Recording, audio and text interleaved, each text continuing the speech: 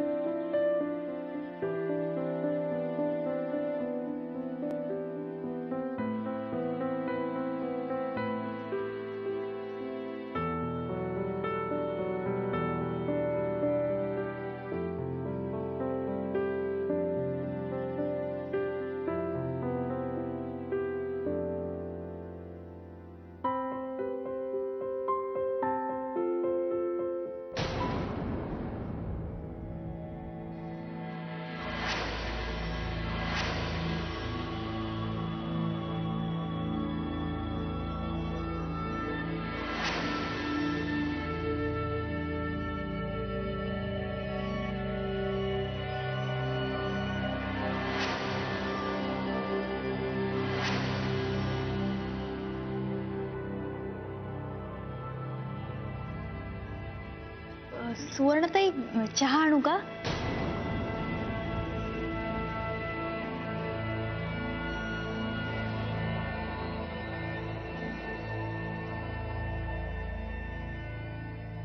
प्रसाद, प्रसाद, माफ कर माझ्या नवऱ्याला.